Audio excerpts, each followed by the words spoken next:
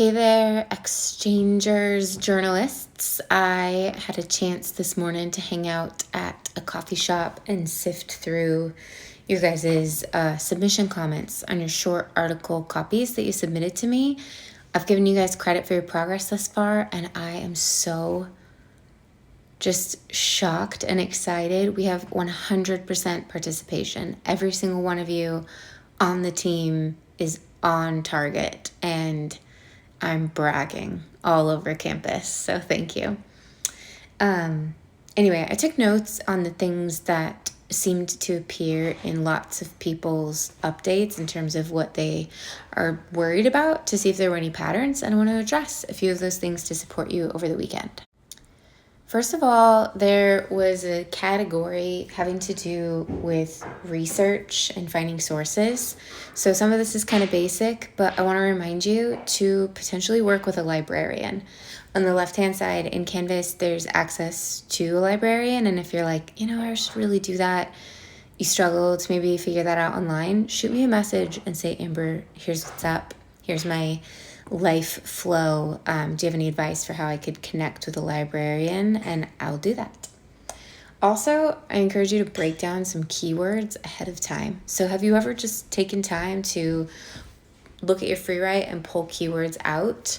Remember that it's a great idea to grab synonyms. So synonym is a word that means the same thing, or phrases that mean the same thing, like teaching versus educating, instructing, all of those words are similar. It's nice to rotate out synonyms to see if you get better research.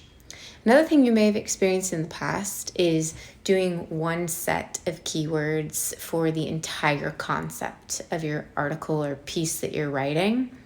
Whereas when you're doing a larger research and writing task like the one you're doing for Exchangers Magazine, it might be a good idea to just research the history of the thing, or one specific solution that you know about, or a lens like psychology and this issue, and really boil it down to multiple different research projects within the larger thing.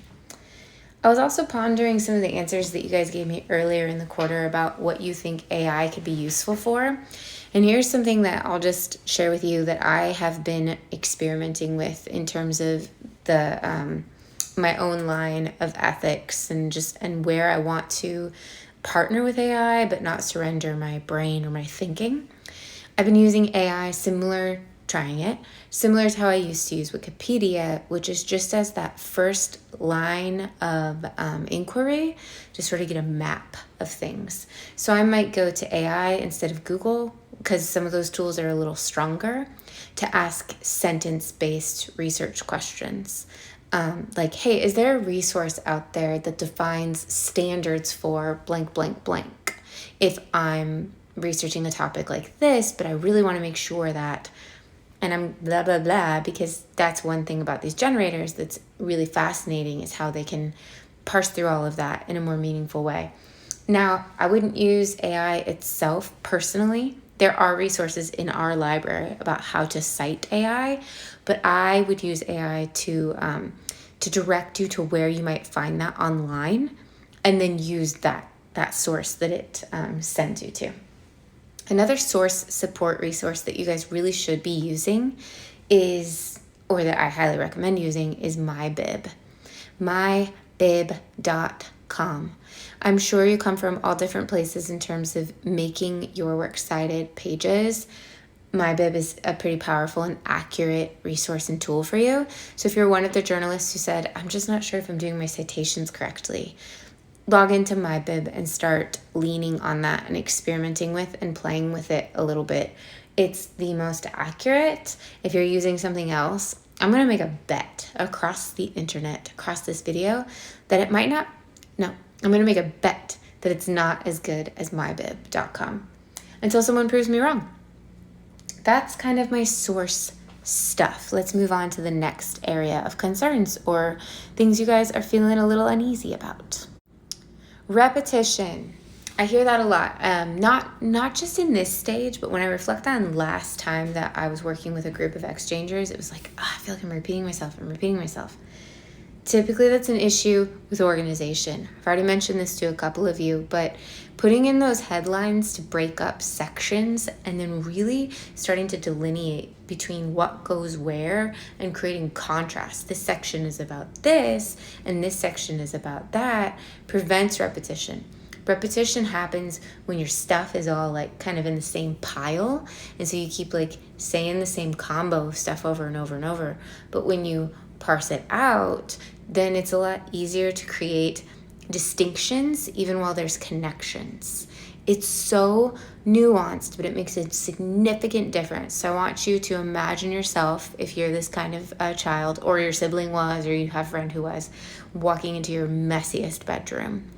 Where do you even begin? It's so overwhelming. It's mono, right? Everything blends into everything else. What you got to make piles. That's what paragraphs are. They're piles. They create mental clarity. They create buckets and then numbers. So in an article, that's really powerful because it's like that's a lot of points, separate points stacked up and adding up rather than a lot of information. So I bet you, if you're feeling repetitive, you might need to increase organization and specifically separation between paragraphs. You're nervous as well. Almost everyone, this was the most prominent concern. Super natural of you to be concerned about how am I going to expand. So this is in what's coming next, but let me give some previews. Number one, and I'll be repetitive, is corroborating evidence. So in the past, you made a point, probably, and then you were like, and I have 3 reasons. And underneath 3 reasons, you're like, and I got a source, and I got a source, and I got a source. Reflect a little bit on the times in your life when you've been convinced. One person stands up and says, I've experienced that. Yeah, maybe you'll be convinced. 2 people. I've also experienced that. Okay, but that's 2 people. And they're both, you categorize them. You're like, but those are both non-teachers. I'm just going to throw that out there because that's me. But then a 3rd person stands up and they're like, I'm a teacher and I've experienced that too. And a 4th person and a 5th. Corroborating evidence is not different evidence. It's the same evidence coming from multiple different places, a number of angles. That is one way to get expansion without having to come up with new points. It's a multitude of evidence that suggests that lots of different people, lots of different kinds of sources and lenses are coming together and seeing the same thing or experiencing the same thing, having the same picture. I wrote down corroborating evidence, additional lenses, and then I have various resources for you guys as we move through expansion over the next 4 weeks, which you'll see at the start of on Monday, or I'm tacking this video in on Monday, so which you'll see today, maybe. Whatever. Once you get the expansion check-ins, you'll see that there are these resources, background questions, ethos, pathos, logos, that I've developed out to include questions and sub-questions, etc., that you can ask to sort of unpack your topic, to think of, I could bring in something like that. And hopefully you're bringing in just a little bit more research, just a little bit more explanation, just a little bit more lens and corroborating evidence and tone each week, that it's just inching along. I've been doing this for quite a long while now, not only as an educator, but as a student prior, and as a person who just writes and creates things in my life. I'm very confident about these tools and pretty assured that you won't be feeling as concerned about this in a couple weeks, let's say 2. And I want to throw one more in there for you, which is, you're working with each other, you're getting these replies. Eventually I'll be hopping back in and giving you customized replies as well.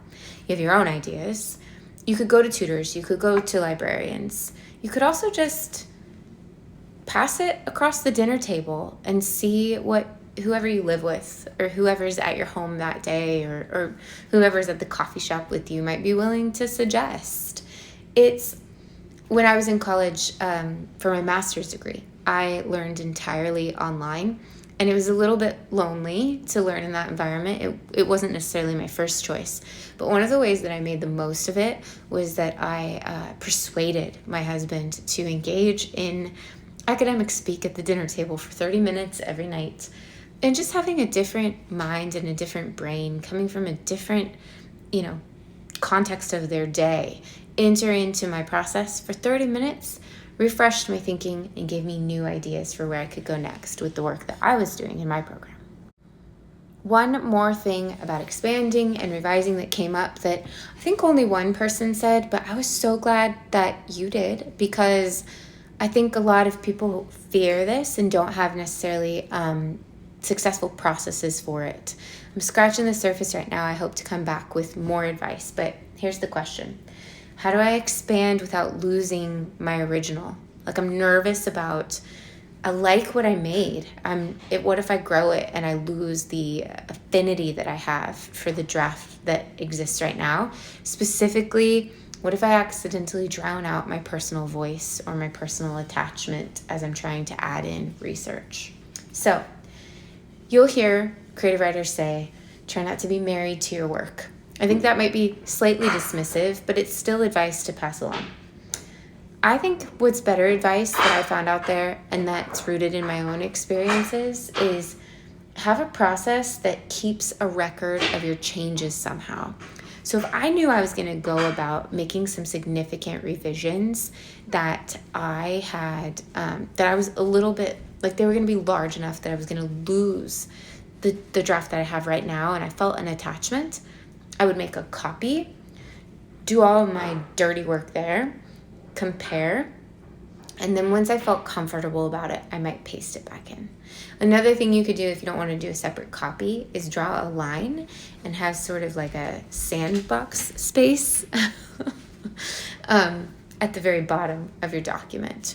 Or maybe you're developing ideas in that space, and then once you like them, you pull them up into the actual article. That's something I did a lot. Whatever it is for you, you should consider what works best for helping you to maintain that process. Another thought is sometimes the personal can start to overwhelm your process, and you're so busy working on your first person evidence and ideas that you're having a hard time breaking into the research, and then you feel anxiety about not doing the research for the course requirements. So then I've told some of those writers to go into the tabs on the left and create a new tab that's personal evidence, where you write more of like your memoir style evidence to create almost like a source for yourself that then you can copy and paste into the document when you feel like that's cooked, if you will. Okay, only two more I'm thinking. So the next one is I'm worried about my topic getting boring. I'm worried about how to keep it interesting. It seems like it's a basic topic. I really encourage you, and I think you're already headed in this direction, to approach this project as, academic kind of writing. Obviously, many of you, you want to sound informed, educated, like you know what you're talking about. So I know you're approaching it from that perspective, but are you also thinking about it as potentially as a form of creative writing? What does creative writing look like?